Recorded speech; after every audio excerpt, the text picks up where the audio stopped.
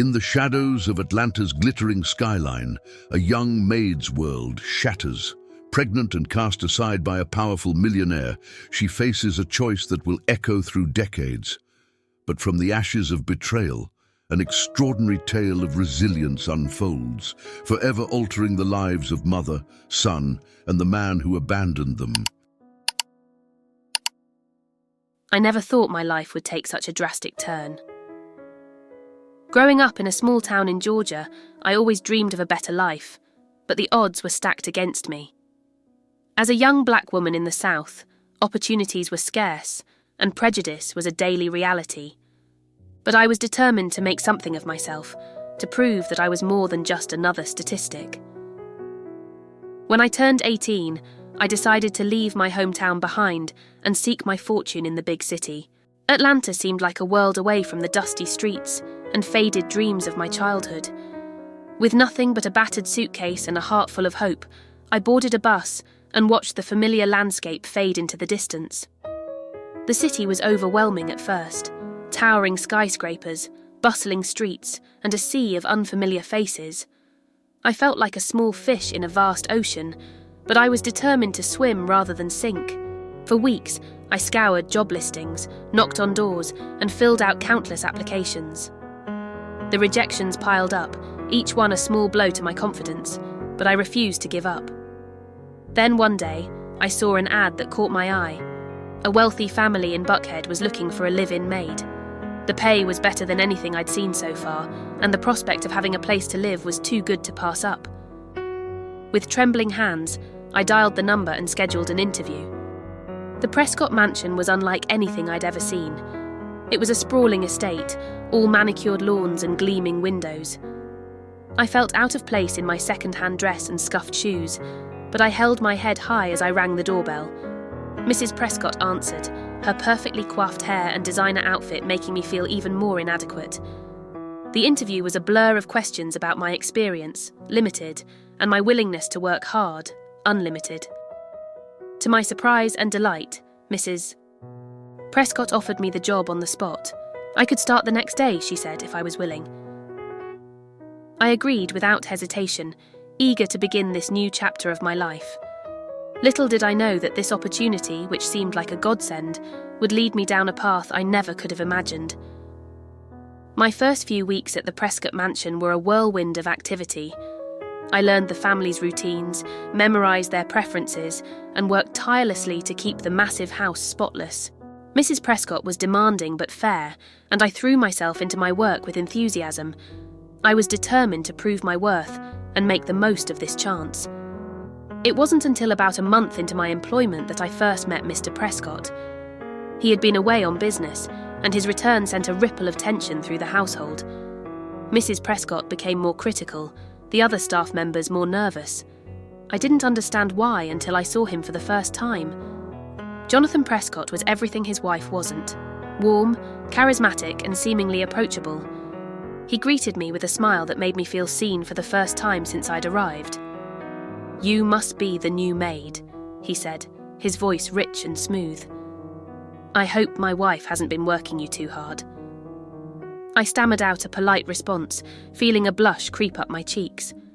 Mr. Prescott's attention was flattering, but even then, I sensed a hint of danger in his charm. Still, I couldn't help but feel a small thrill every time our paths crossed in the mansion's vast hallways. As the weeks turned into months, I settled into a routine. The work was hard, but I took pride in it. I sent money home to my family whenever I could, feeling a sense of accomplishment with each paycheck. But beneath the surface, tensions were brewing. Mrs. Prescott's demands grew more exacting, her criticisms sharper. She seemed to take particular pleasure in pointing out my mistakes in front of her husband. And Mr. Prescott? His friendly demeanour began to take on a different tone. His smiles lingered a little too long, his gaze a little too intense. I tried to convince myself I was imagining things, that I was reading too much into innocent interactions. But then came the night that changed everything. It was late, and I was finishing up my evening chores. The house was quiet, Mrs. Prescott having retired early with a migraine. I was dusting the library when I heard footsteps behind me.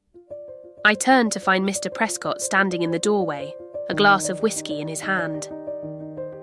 "Don't mind me," he said, his words slightly slurred. "I just came to get a book."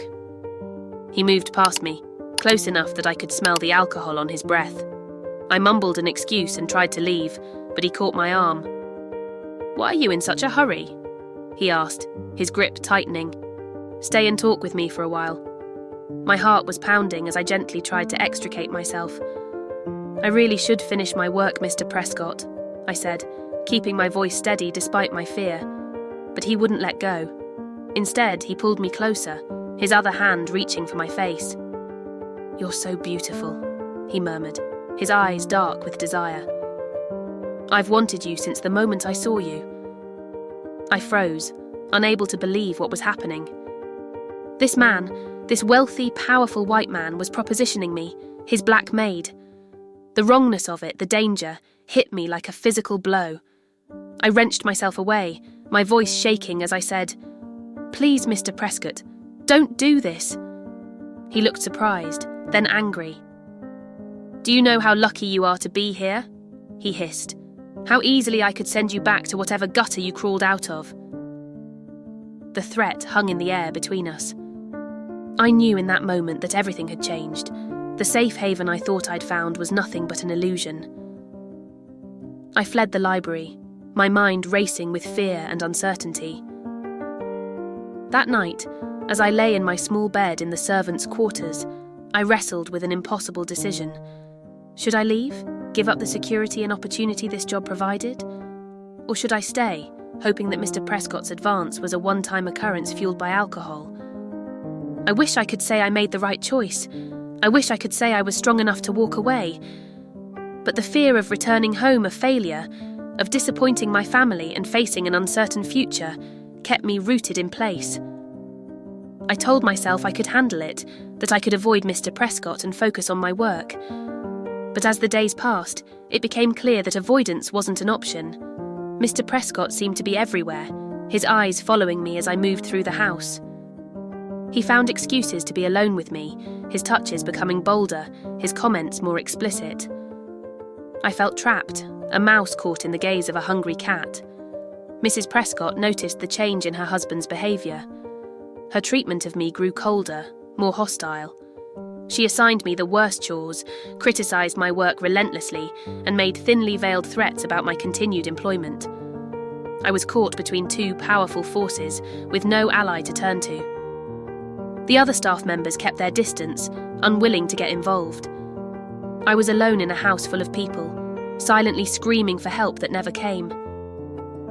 Looking back, I can see how vulnerable I was, how naive. I was a young girl far from home, with no support system and no understanding of my rights. Mr. Prescott took advantage of that vulnerability, using his power and my fear to manipulate me. The first time it happened, I told myself it was a mistake, that it would never happen again. But it did, again and again. Each time, I felt a piece of myself slip away, my dignity eroding under the weight of his desires and my own shame. I began to lose track of time, the days blurring together in a haze of fear and resignation. I withdrew into myself, going through the motions of my work like a ghost. The vibrant, hopeful girl who had arrived at the Prescott mansion months ago was gone, replaced by a hollow shell. It wasn't until I missed my period that the full horror of my situation hit me. The possibility of pregnancy loomed like a dark cloud, threatening to destroy what little remained of my life. I prayed fervently, bargaining with God for a miracle. But as the weeks passed and the signs became undeniable, I had to face the truth.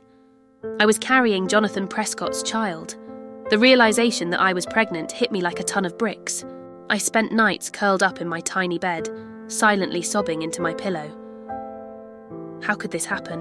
What was I going to do? The questions swirled in my mind, each one more terrifying than the last. I knew I couldn't hide my condition forever. The changes in my body would soon become apparent. And then what? The thought of Mrs. Prescott finding out filled me with dread. And Mr. Prescott. I couldn't even begin to imagine his reaction. For weeks, I agonized over my decision. Should I tell Mr. Prescott? Should I run away? The weight of my secret was crushing me, making it harder and harder to perform my duties. Mrs. Prescott's sharp eyes noticed my distraction, and her criticisms became even more biting. One evening, as I was cleaning the study, Mr. Prescott entered. The familiar fear gripped me, but this time it was tinged with a desperate resolve. I had to tell him. I had to do something before it was too late. Mr. Prescott, I began, my voice barely above a whisper. I need to speak with you about something important. He looked at me with mild curiosity, clearly not expecting anything serious. What is it? He asked, his tone dismissive. I took a deep breath, steeling myself for what was to come. I'm pregnant, I said, the words tumbling out in a rush. The silence that followed was deafening. I watched as the colour drained from Mr. Prescott's face, his expression morphing from shock to anger, to something that looked terrifyingly like panic. Are you sure? He hissed, grabbing my arm roughly. How long have you known? I flinched at his touch but stood my ground. A few weeks, I admitted. I wasn't sure at first, but now there's no doubt. Mr. Prescott released me and began pacing the room, running his hands through his hair. This can't be happening, he muttered. "And do you have any idea what this could do to me? To my family?" His words stung, but they didn't surprise me. Of course, his first thought was for himself, for his reputation. I don't know what I expected, certainly not for him to sweep me into his arms and proclaim his love, but his complete disregard for my situation and the life growing inside me was a harsh reminder of my place in his world. "What do you want me to do?" I asked, my voice small but steady. He whirled on me, his eyes blazing. "Get rid of it," he snapped. "I'll give you money. Go to a clinic, take care of it, and we'll never speak of this again." I recoiled as if he'd slapped me. Get rid of it?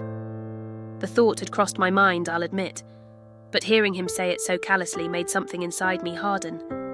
This was my child, regardless of the circumstances of its conception. I couldn't just take care of it, like it was a minor inconvenience. I can't do that," I said, surprised by the strength in my voice. Mr. Prescott's face darkened. "You can, and you will," he growled, "or I'll make sure you never work in this city again. Do you understand me?" The threat hung in the air between us. I understood all too well. This man, with all his wealth and connections, could destroy my life with a single phone call. But as I stood there, facing down his anger and his threats, I felt something shift inside me. A spark of defiance, of self-respect that I thought had been extinguished long ago. "No," I said, the word ringing out in the quiet room. "I won't do it. This is my child, and I'm keeping it." The look of shock on Mr. Prescott's face might have been comical under different circumstances. He clearly wasn't used to being defied, especially not by someone he considered beneath him. His shock quickly gave way to rage. "You ungrateful little—" he sputtered, advancing on me with raised hands. I flinched, preparing for a blow that never came. Instead, he stopped short, his face contorting with effort as he visibly reined in his temper. "Fine," he said, his voice low and dangerous. "If that's your decision, you leave me no choice. You're fired. Pack your things and be out of this house by morning." The words hit me like a physical blow. Fired. Out by morning. Where would I go? What would I do? But even as panic threatened to overwhelm me, I felt a strange sense of relief. It was over. The daily fear, the shame, the degradation. It was finally over. I left the study without another word, my mind racing as I returned to my small room in the servants' quarters. As I packed my meagre belongings, tears streaming down my face, I tried to focus on the future. It would be hard. I knew that. A single pregnant black woman with no job and nowhere to go, the odds were stacked against me. But for the first time in months, I felt a glimmer of hope. I was free. The next morning, I left the Prescott mansion before dawn, slipping out like a thief in the night. As I stood on the street, my single suitcase at my feet, I allowed myself one last look at the imposing house. It had been my prison for so long, but now it felt like I was the one leaving it behind. The following weeks were a blur of struggle and uncertainty. I found myself in a women's shelter, surrounded by others who had fled abuse and hardship. The irony wasn't lost on me. I had left my small town dreaming of a better life, only to end up here. But as I listened to the stories of the women around me, I realised that I wasn't alone. We were all fighting, all trying to build something from the ashes of our past lives. I applied for every job I could find, but my growing belly and lack of references made it nearly impossible. The rejections piled up, each one a reminder of Mr. Prescott's threat. Had he really blacklisted me? Or was it just the harsh reality of being visibly pregnant and desperately in need of work? As my due date approached, I found myself facing the very real possibility of giving birth while homeless. The shelter could only house me for so long, and I had nowhere else to go. I couldn't bear the thought of bringing my child into such uncertainty. It was during this darkest hour that an unexpected lifeline appeared. One of the shelter volunteers, a kind-faced older woman named Ms. Johnson, took an interest in my case. She listened to my story, or at least the parts I was willing to share, with compassion and without judgment. "You know," she said one day, as we sat together during her break, "I have a friend who runs a small diner. She's always looking for reliable help. It's not much, but it might be a start." I could have wept with gratitude. The next day, Ms. Johnson introduced me to her friend, a no-nonsense woman named Betty who looked me up and down with a critical eye. "I can't pay much," she warned, "and the hours are long. But if you're willing to work hard, I'm willing to give you a chance." I nodded eagerly, promising to be the hardest worker she'd ever seen. And I meant it. This wasn't just a job, it was a lifeline, a chance to build a future for my child. The work at the diner was grueling, especially as my pregnancy progressed. My feet swelled, my back ached, and there were days when I thought I couldn't take another step. But I persevered, driven by the knowledge that every dollar I earned was a step towards independence. Betty, true to her word, worked me hard. But she also showed a kindness I hadn't expected.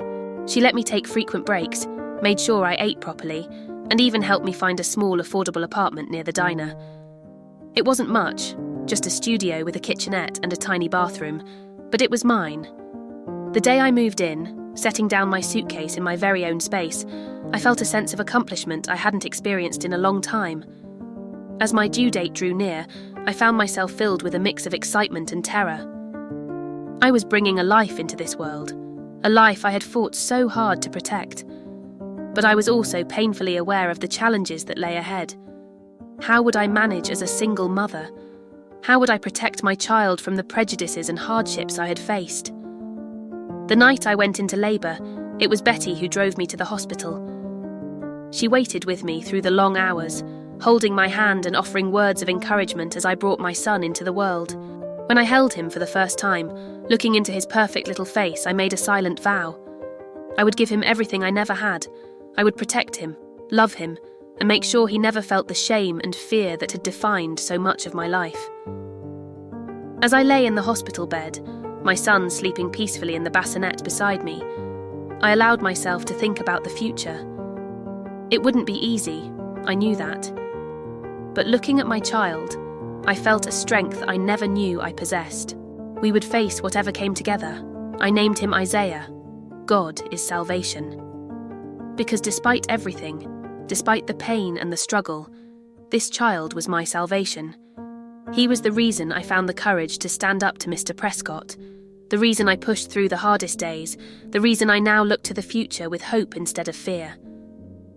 As I drifted off to sleep, exhausted but filled with a deep, abiding joy, I made another silent promise.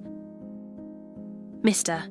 Prescott, the Prescott mansion and all the pain associated with them, they were in the past. Isaiah and I, we were the future. And come what may, we would face it together. The first few years of Isaiah's life were a whirlwind of joy, exhaustion, and constant struggle. I threw myself into motherhood with everything I had, determined to give my son the love and stability I never had growing up. But being a single mother was harder than I could have ever imagined, especially with the added challenge of being a woman of colour in a world that seemed determined to keep us down. I continued working at Betty's diner, grateful for the flexibility she offered me. She became something of a surrogate grandmother to Isaiah, always ready with a warm smile and a cookie when I brought him to work with me. Those early days were a delicate balancing act, trying to earn enough to keep a roof over our heads, while also being present for my son's first words, first steps, and all the precious moments in between. As Isaiah grew, so did the questions. At first, they were innocent enough. "Mummy, why don't I have a daddy like the other kids?" he'd ask, his big brown eyes wide with curiosity. I'd swallow hard and tell him that some families were different, that he had all the love he needed with just the two of us. But I knew that one day, those questions would become more pointed, more difficult to deflect.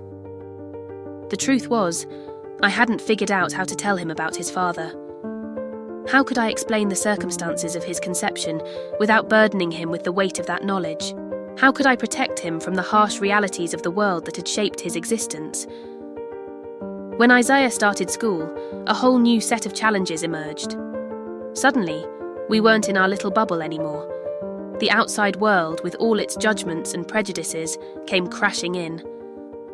The first time Isaiah came home crying because another kid had called him a cruel name, my heart shattered.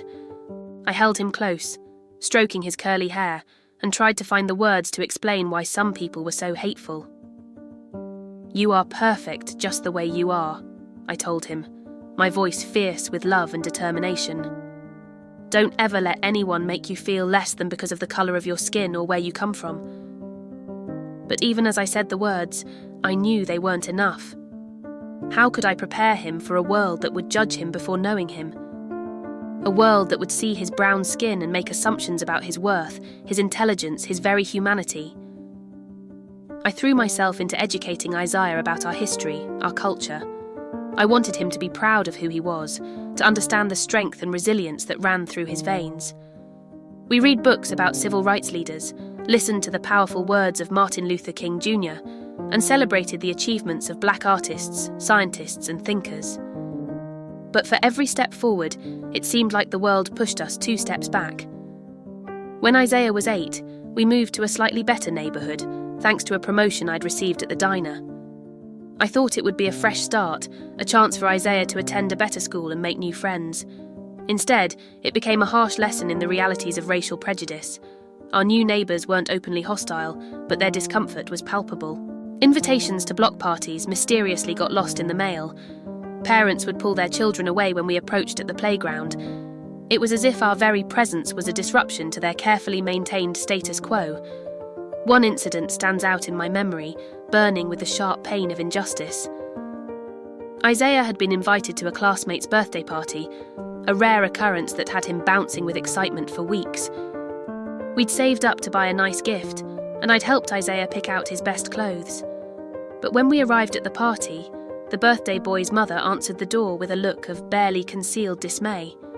She hemmed and hawed, making excuses about a mix-up with the invitations, how they'd had to scale back the party at the last minute. All the while, I could hear the sounds of children laughing and playing in the backyard. Isaiah's face fell as he realised what was happening, and it took every ounce of strength I had not to break down right there on their perfectly manicured lawn. That night, as I held my son while he cried himself to sleep, I felt a rage I'd never experienced before. It wasn't just anger at the injustice of it all, but a deep, burning frustration with my own powerlessness. How could I protect my child from a world that seemed determined to crush his spirit? It was around this time that Isaiah started asking more pointed questions about his father. He was old enough now to understand that his family situation was different from most of his classmates. The absence of a father figure in his life was becoming more noticeable, more painful. "Mum, why won't you ever talk about my dad?" he asked one evening, as we sat at our small kitchen table, his homework spread out before us. Is he dead?" I closed my eyes, feeling the weight of the moment pressing down on me. I'd known this day would come, but I still felt woefully unprepared. How could I tell him the truth without destroying his sense of self-worth? "No, honey, he's not dead," I said slowly, choosing my words carefully. "Your father, he wasn't ready to be a dad when you were born. He made some mistakes, and he hurt me very badly. But that doesn't mean he didn't want you. It just means he wasn't strong enough to do the right thing." Isaiah's brow furrowed as he processed this information. "But why? Didn't he love us?" The innocence of his question broke my heart. "Love is complicated, baby," I said, reaching out to stroke his cheek. "Sometimes people do bad things even when they don't mean to hurt others. But I want you to know that you are loved. You are so, so loved. And you are here because I wanted you more than anything in this world." It wasn't the whole truth, but it was all I could bear to tell him at that moment. As he nodded and turned back to his homework, I saw a new sadness in his eyes, a loss of innocence that made my chest ache. I wanted to protect him from the harsh realities of the world, but I was learning that sometimes the best I could do was to be there to help him navigate through the pain. As Isaiah grew into his teenage years, the challenges only intensified. The sweet, curious boy who once asked innocent questions about his missing father had grown into a young man grappling with issues of identity, belonging, and injustice. The world seemed determined to remind him at every turn that he was different, that he didn't quite fit in. There were triumphs, of course. Isaiah was smart, charismatic, and determined. He excelled in school, joined the debate team, and even started a social justice club. I watched with pride as he found his voice, using it to speak up for those who couldn't speak for themselves. But for every moment of pride, there was a moment of fear. The first time Isaiah was stopped by the police while walking home from a friend's house, my world tilted on its axis. He was only 15, lanky and awkward in that endearing teenage boy way, wearing a hoodie I'd bought him for his birthday. The officers said he fit the description of a suspect in a nearby robbery. As Isaiah recounted the experience, his voice shaking with a mix of anger and fear, I felt a familiar sense of helplessness wash over me. I'd taught him what to do in these situations. Be polite, keep your hands visible, don't make any sudden movements.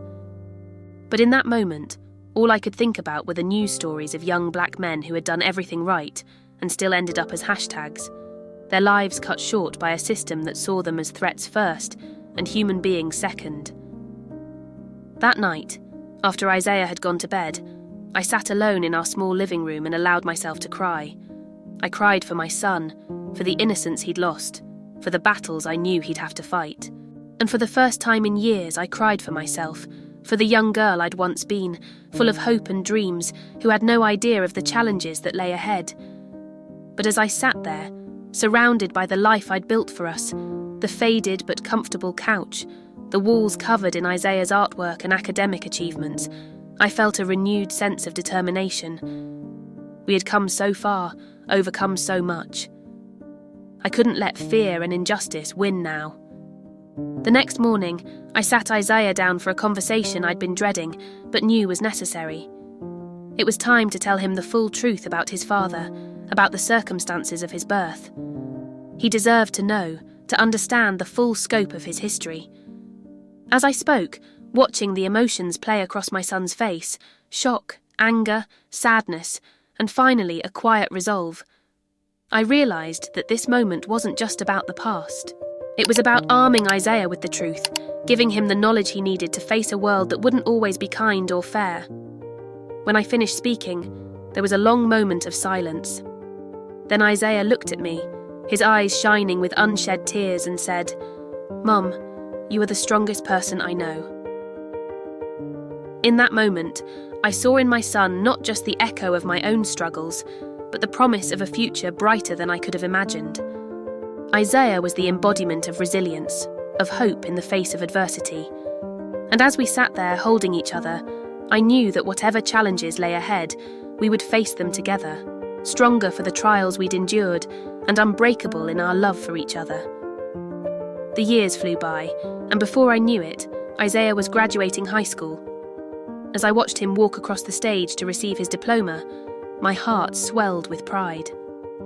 Despite all the obstacles we'd faced, my son had not only survived, but thrived.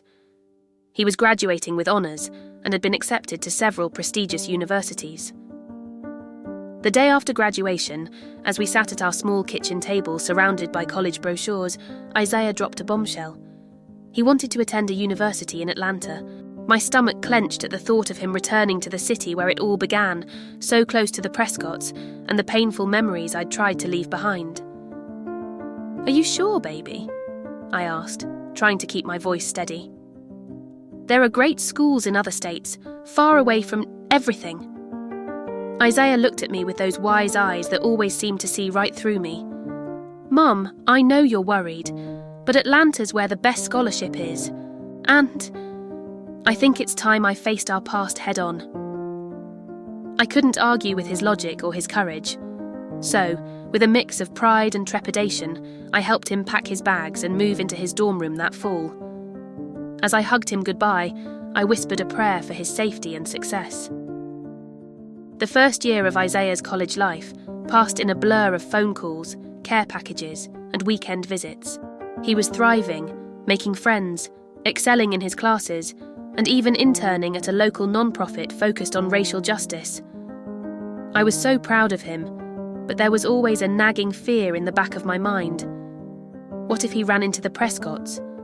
What if the past we'd tried so hard to leave behind came crashing back into our lives? It was during Isaiah's sophomore year that my worst fears came true. I remember the day vividly. It was a crisp autumn afternoon, and I was just finishing up my shift at the diner when my phone rang. It was Isaiah, his voice shaking with a mix of anger and shock. "Mom," he said, "I saw him. I saw my father." The world seemed to tilt on its axis as Isaiah recounted his encounter. He'd been at a fundraising gala for his internship when he'd spotted Jonathan Prescott across the room. Isaiah had recognised him immediately from the few photos he'd seen online. The resemblance, he said, was undeniable. "I didn't approach him," Isaiah assured me. "But Mom, he saw me. And the look on his face. He knew. He knew who I was." I felt like I couldn't breathe.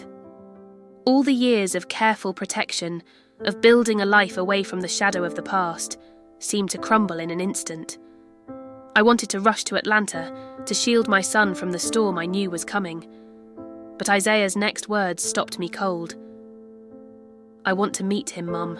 I want to hear his side of the story." I tried to talk him out of it. I pleaded, I reasoned, I even threatened to come to Atlanta myself. But Isaiah was adamant. He was an adult now, he argued, and he had the right to know his father, to understand the other half of his heritage. "I'm not looking for a relationship with him," Isaiah assured me. "I just need answers, for both of us." Reluctantly, I agreed to let Isaiah arrange a meeting, but I insisted on being there. If Jonathan Prescott was going to face our son, he was going to face me too. The next few weeks were a blur of anxiety and preparation. I took time off work, packed a bag, and boarded a bus to Atlanta with a heart full of dread. As the familiar skyline came into view, I felt like that scared young girl again, running from a life that had spiraled out of control. Isaiah met me at the bus station, enveloping me in a hug that seemed to say everything we couldn't put into words. We spent the evening in his small apartment, going over what we would say, how we would react. But how could you really prepare for a moment like this?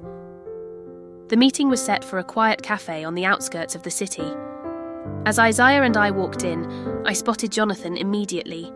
He was older now, his hair streaked with grey, but still unmistakably the man who had turned my life upside down all those years ago.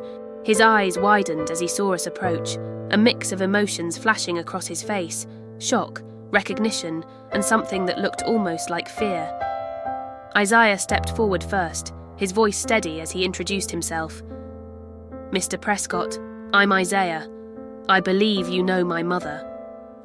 Jonathan's gaze flickered between us, settling on me with a look of disbelief. "Maria," he breathed, my name sounding foreign on his lips after so many years. I never thought I'd see you again." I wanted to lash out, to unleash all the anger and pain I'd bottled up for 2 decades. But one look at Isaiah's face, set with determination but tinged with vulnerability, reminded me why we were here. This wasn't about me and my past. It was about my son and his future. We sat down, an uncomfortable silence settling over the table. Jonathan cleared his throat, his usual confidence seemingly shaken. "I don't know where to begin," he admitted. "I've thought about this moment for years, but now that it's here..." Isaiah leaned forward, his gaze intense. "How about you start with why? Why did you throw my mother away like she was nothing? Why didn't you want me?" The bluntness of Isaiah's questions seemed to jolt Jonathan. He flinched, looking down at his hands. "I was a coward," he said softly. "I was married, successful, with a reputation to protect. When your mother told me she was pregnant, I panicked. I convinced myself that if I just made the problem go away, everything would be fine." He looked up then, his eyes meeting mine. "I was wrong, so terribly wrong. The guilt, it's eaten at me every day since."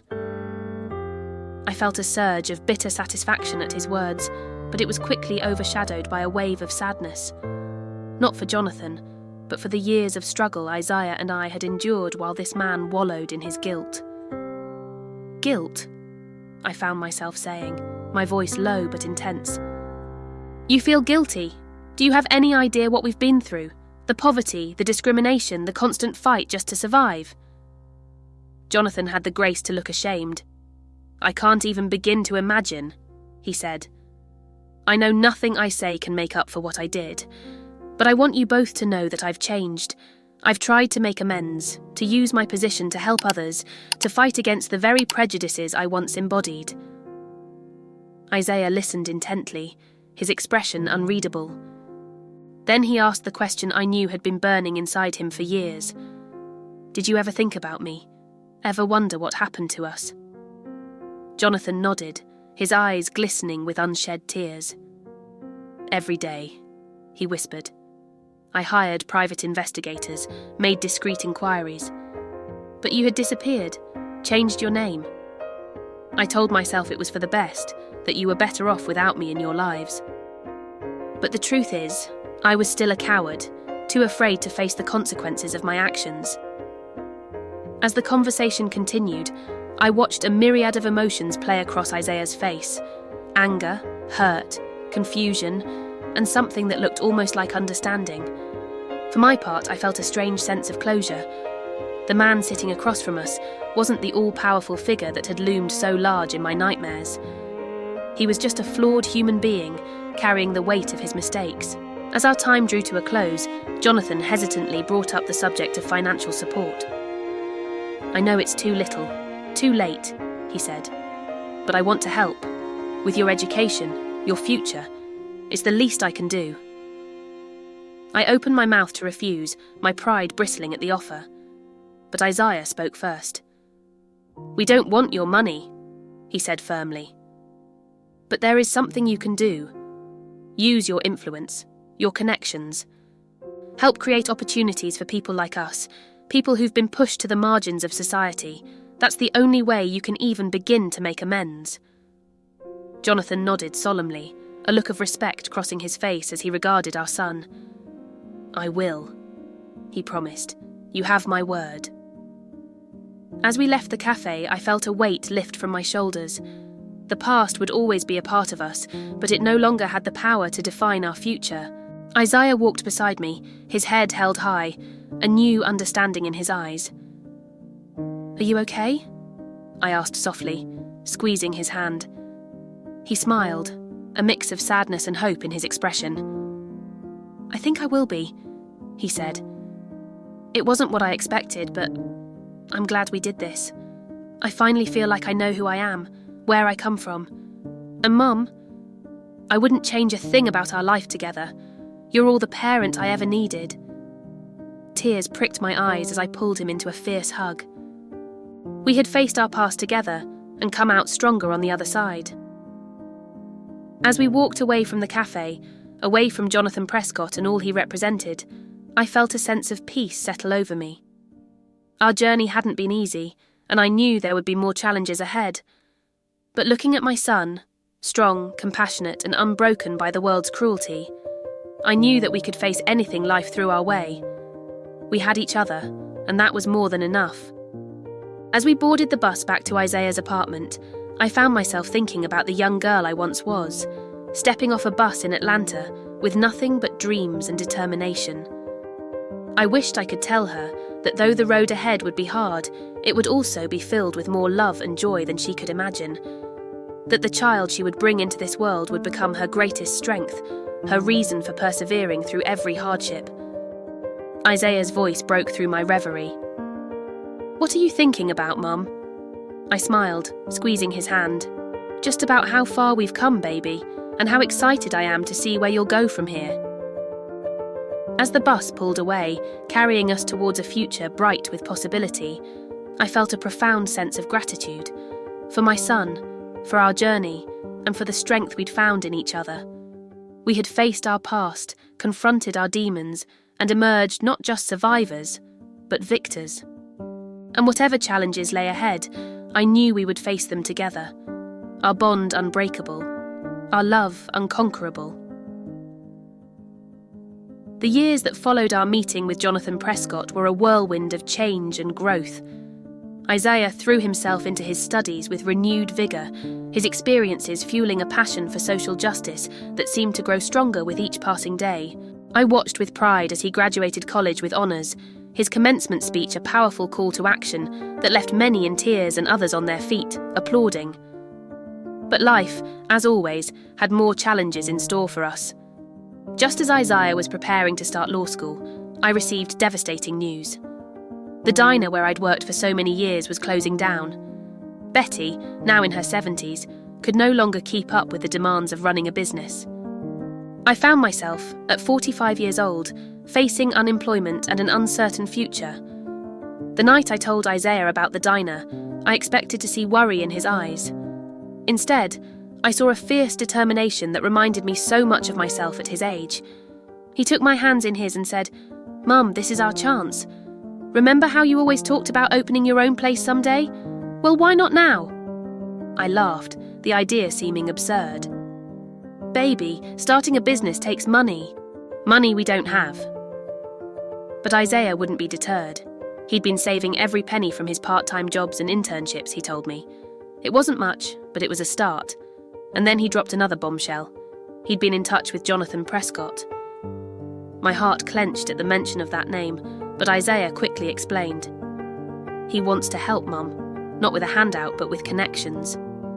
He knows people who might be willing to invest in a new business, especially one with a social mission." I was hesitant, the old fear of being indebted to the Prescotts rising up inside me. But as Isaiah laid out his plan, I felt a spark of hope ignite in my chest. This wasn't about Jonathan or the past. This was about our future, about creating something meaningful together. Over the next few months, our lives became a frenzy of business plans, loan applications, and endless meetings.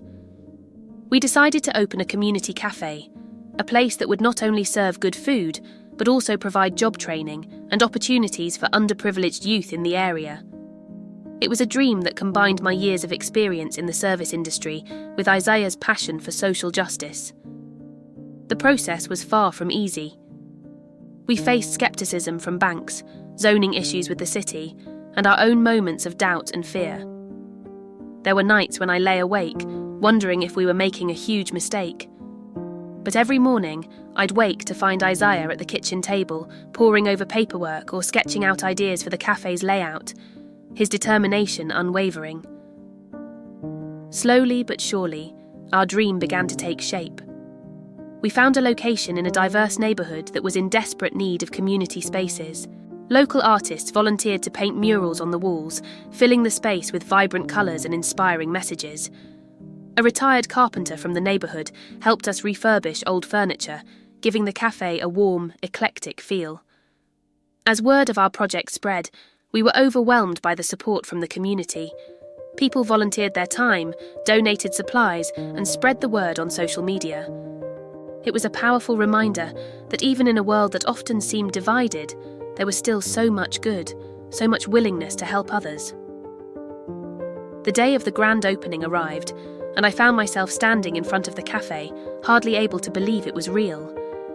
The sign above the door read, "Isaiah's Place, where community comes first." Isaiah had insisted on naming it after me, but I'd convinced him that his name was more fitting. This place, after all, was the embodiment of his vision, his determination to create positive change in the world. As we cut the ribbon and opened the doors, I was struck by a powerful sense of déjà vu. I remembered another day, over 2 decades ago, when I'd stood in front of the Prescott mansion, full of hope for a new beginning. But this time was different. This time I wasn't alone. I had Isaiah by my side and a community of supporters behind us. The cafe was an immediate success. Our commitment to hiring and training local youth resonated with the community, and soon we had a loyal customer base. But more than that, we'd created a space where people from all walks of life could come together, share a meal and connect. One day, about 6 months after we'd opened, I was wiping down tables when I heard the bell over the door chime. I looked up and felt my heart skip a beat. Jonathan Prescott was standing in the doorway, looking uncertain and out of place. For a moment, I was transported back in time, feeling like that young, vulnerable girl again. But then I straightened my spine, reminding myself of how far I'd come, of the strength I'd found within myself. I approached him, my head held high. "Welcome to Isaiah's Place," I said, my voice steady. "Oh, what can I get for you?" Jonathan's eyes widened in recognition, a mix of emotions playing across his face. "Maria," he said softly. I hope it's okay that I'm here. Isaiah told me about this place and I wanted to see it for myself." I nodded, gesturing for him to take a seat at the counter. As I poured him a cup of coffee, I found myself studying his face. The years had been kind to him in some ways. He still had that air of confidence and success about him. But there was something else there too, a weariness in his eyes that spoke of regret and loneliness. We talked for a while, our conversation stilted at first, but gradually becoming more relaxed. Jonathan told me about the changes he'd made in his life since our meeting years ago. He'd divorced his wife, stepped down from his position at the company, and dedicated himself to philanthropy, focusing on organisations that promoted racial equality and social justice. As he spoke, I felt the last vestiges of anger and resentment I'd been holding onto start to fade away. Not because he deserved forgiveness, but because I deserved peace. Holding onto that pain was only hurting me, keeping me tethered to a past I'd long since left behind. When Isaiah arrived for his shift and saw us talking, he paused for a moment, his eyes darting between us with concern. But I smiled at him, letting him know it was okay. He joined us at the counter, and for the first time the three of us had a conversation that felt normal, not weighted down by the past, but focused on the present and the future. As Jonathan was leaving, he turned to us with tears in his eyes. "I know I can never make up for the pain I caused," he said. "But seeing what you've built here, the lives you're changing, I'm in awe of both of you. You've created something beautiful out of so much pain and struggle." After he left, Isaiah put his arm around my shoulders. "You okay, Mum?" he asked softly. I nodded, surprised to find that I truly was. "You know," I said, "for so long I defined myself by what happened with your father. It shaped every decision I made, every fear I had. But standing here now, I realise that it's just a small part of our story. Look at what we've built, Isaiah. Look at the life we've created." Isaiah smiled, his eyes shining with pride and love. "We did it together, Mum, every step of the way." As we turned back to the bustling cafe, greeting regulars and training new staff members, I felt a profound sense of peace wash over me. Our journey had been long and often painful, filled with obstacles that had seemed insurmountable at times. But we had persevered, our love for each other carrying us through the darkest times. I thought about the young girl I once was, stepping off that bus in Atlanta with nothing but dreams and determination. I wished I could tell her that though the road ahead would be hard, it would also lead to this moment. Standing side by side with her son, surrounded by a community they'd helped build, finally free from the shadows of the past. As the day wound down and we prepared to close up, Isaiah and I stood outside the cafe, looking up at the sign bearing his name. "Oh, you know, Mom," he said, "I've been thinking. Maybe it's time we change the name." I looked at him, puzzled. "What do you mean?" He smiled, that warm, bright smile that never failed to light up my world. "How about Maria and Isaiah's place? After all, we built this together. It's our story." Tears welled up in my eyes as I pulled him into a tight hug. Our story. Not a story of victimhood or tragedy, but one of resilience, love, and triumph. A story that wasn't defined by the wrongs done to us, but by the strength we found within ourselves and each other. As we locked up and walked home, hand in hand, I felt a sense of excitement for what the future might hold. We had faced our past, confronted our demons, and emerged not just survivors, but victors. And whatever challenges lay ahead, I knew we would face them together, our bond unbreakable, our love unconquerable. Our journey wasn't over. In many ways, it felt like it was just beginning. But now, instead of fear and uncertainty, I felt only hope and anticipation. We had turned our pain into purpose, our struggles into strength. And in doing so, we had not only changed our own lives, but had created a ripple effect of positive change in our community. As we reached our apartment, Isaiah turned to me with a mischievous glint in his eye. So Mom," he said, "ready for our next adventure?" I laughed, feeling younger and more alive than I had in years. "Always," I replied. "As long as we're together, I'm ready for anything." And as we stepped inside, closing the door on one chapter of our lives and opening the door to the next, I knew in my heart that it was true. Together, Isaiah and I could face anything. We had weathered the storms of the past and emerged stronger, our love a beacon of hope in a sometimes dark world. Whatever the future held, we would meet it head-on, hand in hand, mother and son, partners in life and in purpose. Our story wasn't just about overcoming adversity. It was about transforming pain into power, fear into courage, and hatred into love. It was a testament to the strength of the human spirit and the unbreakable bond between a mother and her child. And as I looked at Isaiah, my heart swelling with pride and love, I knew that our greatest chapters were still yet to be written. As the years rolled by, Maria and Isaiah's place became more than just a cafe. It evolved into a cornerstone of the community. We expanded our programs, offering not just job training, but also adult education classes, after-school tutoring for kids, and a safe space for community meetings. The walls of our cafe became a canvas for local artists, each mural telling a story of struggle, resilience, and hope. Isaiah, now in his late 20s, had finished law school and was working tirelessly as a civil rights attorney. He split his time between high-profile cases and pro bono work for our community members. I couldn't have been prouder of the man he'd become, passionate, driven, and always fighting for what was right. One crisp autumn morning, as I was preparing to open the cafe, I noticed a sleek black car pull up outside. The door opened, and to my surprise, Jonathan Prescott stepped out. He looked older now, his hair completely grey, but his eyes still held that same intensity I remembered from years ago. As he entered the cafe, I felt a flutter of anxiety in my chest, but when he spoke, his voice was soft, almost hesitant. "Maria," he said, "I hope I'm not intruding. I need your help."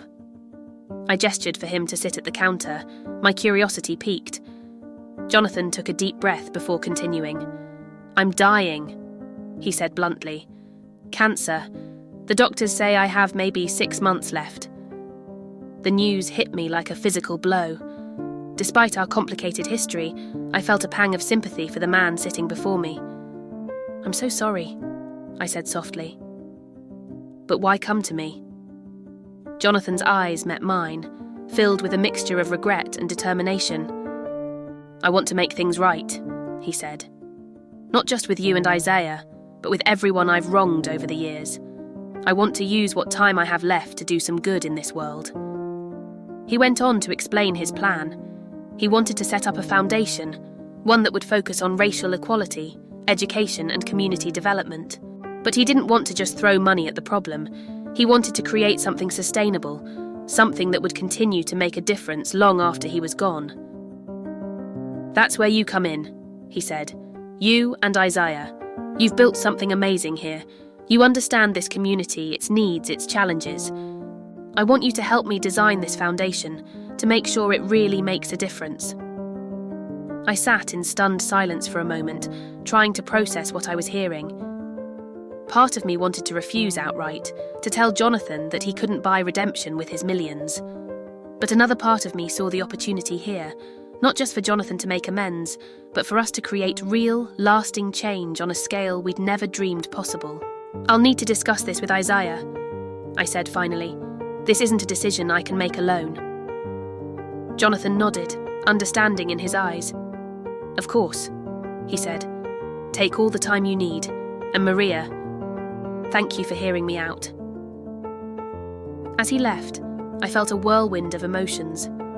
Anger at the memories his presence had stirred up, sympathy for his current situation, and a cautious hope for what this could mean for our community. When Isaiah arrived later that day, I told him about Jonathan's visit and his proposal. I expected him to be skeptical, maybe even angry. But instead, he listened thoughtfully, his brow furrowed in concentration. "You know, Mom," he said after I'd finished, "this could be huge. Think about what we could do with those kinds of resources. We could expand our programs, create scholarships, maybe even build affordable housing." I nodded, feeling a spark of excitement despite my reservations. "But can we trust him?" I asked. "After everything that happened," Isaiah took my hand, his eyes meeting mine. "People can change, Mom. We've seen it happen. And even if he hasn't, even if this is just about easing his conscience, does that matter if we can use it to help people?" His words struck a chord in me. Wasn't this what we'd been working towards all these years? Creating opportunities, fighting injustice, trying to make the world a little bit better. Maybe this was our chance to do that on a grander scale. Over the next few months, we worked closely with Jonathan and his team of lawyers to set up the foundation. We spent countless hours in meetings, poring over documents, and debating the best ways to allocate resources. It was exhausting work, but also exhilarating. For the first time, I felt like we had the power to make real systemic change. Jonathan's health declined rapidly, but he pushed through, determined to see the foundation launched before he passed. In a way, I admired his tenacity, his desire to leave a positive legacy. It didn't erase the past, but it showed a genuine desire to do better. The day we officially launched the Prescott Johnson Foundation, Isaiah had insisted on including my maiden name. Jonathan was too weak to attend in person. But he watched via video link as Isaiah and I addressed the crowd of community members, local officials, and media.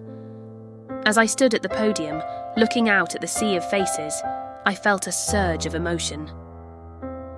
"This foundation," I said, my voice strong and clear, "is not about forgiveness or forgetting the past.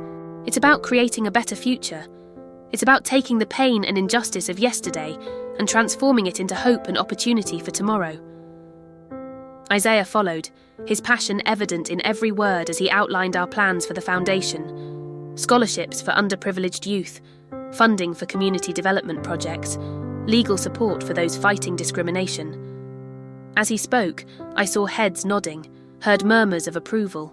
This wasn't just our dream anymore, it was becoming a shared vision for a better community. In the weeks that followed, we hit the ground running. We set up offices in our cafe, turning the upstairs space into a hub of activity. Grant applications poured in, each one representing a dream, a chance for someone to build a better life. It was during this whirlwind of activity that we received word that Jonathan had passed away. Despite everything, I felt a pang of sadness. In his final months, I'd seen a different side of him. A man genuinely trying to make amends, to leave the world a little better than he found it. At his memorial service, Isaiah and I sat in the back, feeling out of place among the wealthy mourners. But as Jonathan's lawyer read out his will, we realised why we'd been asked to attend. Jonathan had left the bulk of his estate to the foundation, ensuring its work could continue for years to come. As we left the service, Isaiah turned to me, his eyes shining with unshed tears. "You know, Mum," he said softly, "I think I finally understand something you've been trying to teach me all these years. Forgiveness isn't about forgetting or excusing what happened. It's about not letting the past control your future." I pulled him into a tight hug, marvelling at the wisdom of this young man who had grown up so fast, who had faced so much adversity and come out stronger for it. "You're right," I whispered, "and I think we're both finally free." In the years that followed, we watched with pride as the Foundation's work began to bear fruit. We saw young people who'd never dreamed of college walking across stages to receive their diplomas. We saw rundown neighbourhoods transformed into vibrant communities. We saw people standing up against injustice, armed with the resources and support they needed to fight back. But perhaps the most profound change was within ourselves. The anger and bitterness that had once threatened to consume me had faded, replaced by a sense of purpose and hope. Isaiah, too, had found a balance between fighting against injustice and working towards positive change. One evening, as we sat in the cafe after closing, looking out at the neighbourhood we'd helped transform, Isaiah turned to me with a smile. "You know, Mum," he said, "I've been thinking about something you told me a long time ago, about how our story isn't just about overcoming adversity, but about transforming pain into power." I nodded, remembering that conversation from what felt like a lifetime ago. "I think I finally understand what you meant," he continued. "Look at all we've accomplished. We didn't just survive, we thrived, and we helped others do the same." As I looked at my son, I felt a wave of love and pride wash over me. We had come so far from that scared young girl and her newborn baby, facing a world that seemed determined to break us. We had taken our pain, our struggles, our fears, and transformed them into something beautiful and powerful. Our story wasn't just about a maid and a millionaire, or about racism and redemption. It was about the strength of the human spirit, the power of love to overcome hatred, and the ability we all have to create change, no matter where we come from or what obstacles we face. As the sun set outside, casting a warm glow over our cafe, I realised that our journey wasn't over. In many ways, it was just beginning. But whatever challenges lay ahead, I knew we would face them together. Mother and son, partners in life and in purpose, forever bound by a love that had conquered all odds. And as we locked up and walked home, hand in hand, I felt a sense of peace and gratitude wash over me. We had taken the broken pieces of our past and built something beautiful. We had turned our pain into purpose, our struggles into strength, and in doing so, we had not only changed our own lives, but had created a ripple effect of positive change that would continue long after we were gone. Our story, I realised, was far from over. But whatever chapters lay ahead, I knew they would be filled with hope, with purpose, and with the unbreakable bond between a mother and her son who had faced the world together and emerged victorious.